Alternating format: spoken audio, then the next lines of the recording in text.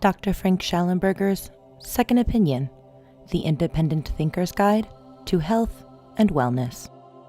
In today's video, we will be discussing how green coffee improves endothelial function. When was the last time you had a nice hot cup of green coffee? Let me help you answer that question. Probably never.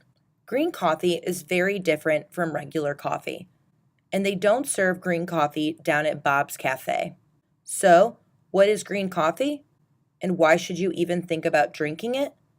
Green coffee is coffee made from coffee beans in their natural state, just like they come off the bush. Regular coffee, the kind we are used to, is made from green coffee beans that have been roasted. The roasting process is what gives coffee its wonderful aroma and flavor. But roasting also changes the coffee to a less healthy drink.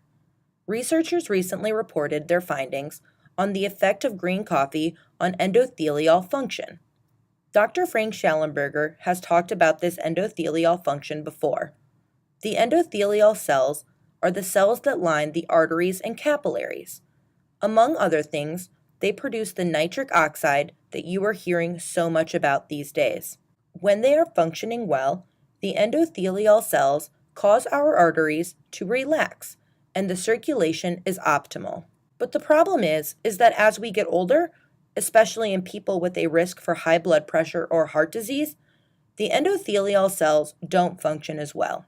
The result is decreased circulation, increased blood pressure, and a higher risk for strokes and heart disease. For the study, the researchers employed 37 men and women with borderline or early stage hypertension. First, they measured their endothelial function. Then, they gave them a single cup of coffee. They gave some of them green coffee, others regular coffee from roasted coffee beans, and others a placebo. They used what is called crossover protocol, which means that all of the men and women were eventually given one of the three choices. Then, 1 and 2 hours after they drank either the green coffee, the regular coffee, or the placebo, the researchers checked their endothelial function again. Amazingly, they discovered that the green coffee significantly improved the endothelial function and that this effect held up for at least 2 hours.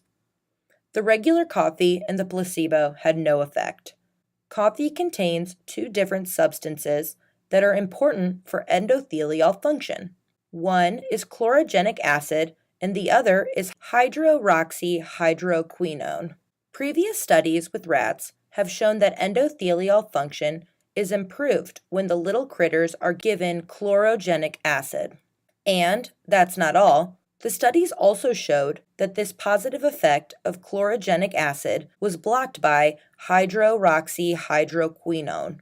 The results of this study show that humans are affected by the ratio of chlorogenic acid to hydroxyhydroquinone in the same way.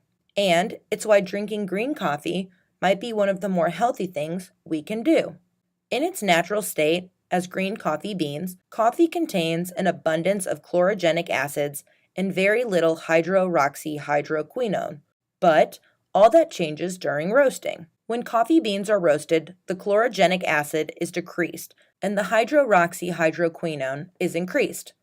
And that makes green coffee a much healthier drink than regular coffee. But what about blood pressure? The authors of this study point out that although there is some evidence that in certain people regular coffee can increase blood pressure, green coffee has the opposite effect. According to the authors, some clinical studies have shown that coffee with a high content of chlorogenic acids and a low content of hydroxyhydroquinone is effective for reducing blood pressure with mild hypertension. They also concluded that drinking green coffee can prevent circulatory diseases across the board. Maintaining youthful endothelial function as we get older is one of the most important goals we can aim for. So, Dr. Frank Schallenberger encourages you to consider making green coffee a part of your daily ritual. Green coffee does not look, smell, or taste like coffee made from roasted coffee beans. It looks green and has a mild flavor and a neutral, slightly herbal taste. It's not bitter like regular coffee or like green tea. You can buy whole green coffee beans online. Here's how you make it. The grinding method. Because green coffee beans are unroasted, they are very hard to grind. You will need a heavy-duty grinder for them. Use the French press method. You can buy a French press at many stores. Add a teaspoon of the ground coffee and some hot water to the press. Let the mixture stand for 10 minutes and then strain and drink. The boiling method. Soak the beans overnight in water. Boil the mixture and then simmer on a low flame for 15 minutes. Give an occasional stir. Cool the mixture, remove the beans, and drink. Both methods work great, and it makes a wonderful energy drink. Whatever method you use, be sure to drink the coffee right away. It will lose its potency after only 1 to 2 hours. Dr. Frank Schallenberger likes to add in some cardamom for flavor. And if all of this sounds like too much for you, there's an easier way. You can buy green coffee extract, green coffee powders, and green coffee capsules and skip the whole coffee making procedure.